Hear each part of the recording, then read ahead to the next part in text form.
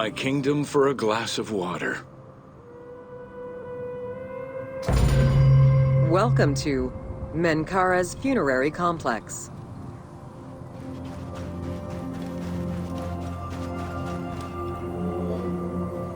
The dimensions of Menkaura's pyramid are much less grandiose.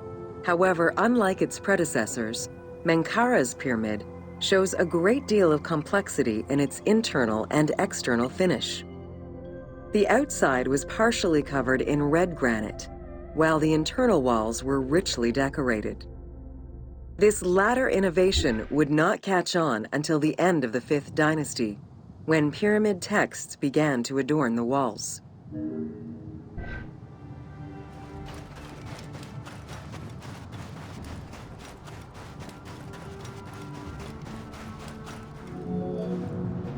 Menkaura's pyramid contains 2 sloping passages, both located in the northern side of the structure. The upper one was abandoned during the construction phase, whereas the lower one, slightly above the base of the monument, constitutes the real entrance. The lower passage leads to a first room, which, for the first time since the reign of Djoser, is decorated with engraved false doors.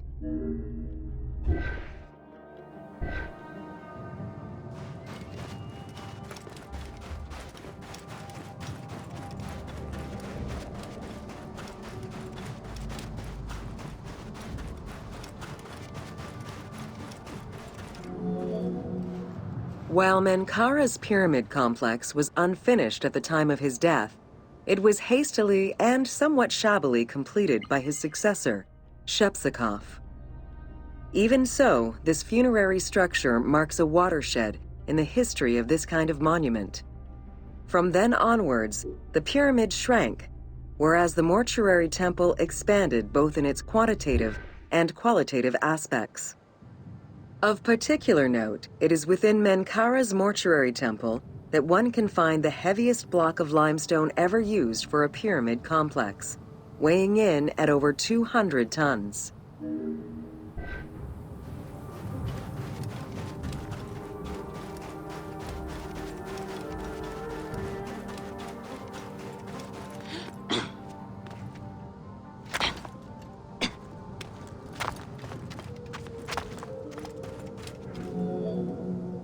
Menkaura's causeway was completed in mud brick by the king's successor, whereas the lower part was nothing more than a simple ramp.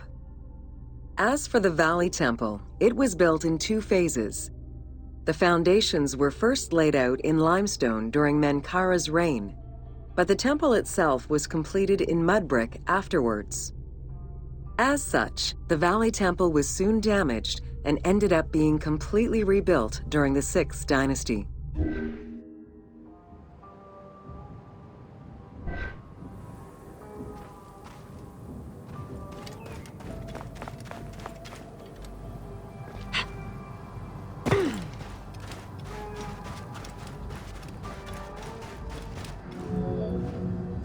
Three small structures, referred to as Menkaura's Queen's Pyramids, were erected along the southern side of the main pyramid.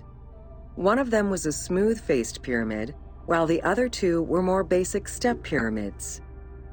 It is difficult to assess whether the latter were designed as such or were left unfinished with no casing to smooth out their surfaces.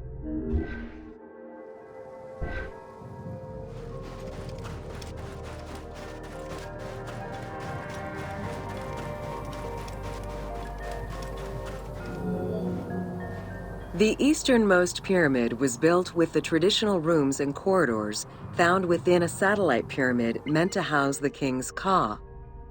However, a granite sarcophagus was found within, leading to the conclusion that it was used as an actual tomb rather than as a symbolic cenotaph. Drawing on these observations, some assume that this pyramid was first built as a satellite pyramid for the king's ka, before seeing its purpose change to that of a queen's tomb. Which queen, however, remains a mystery.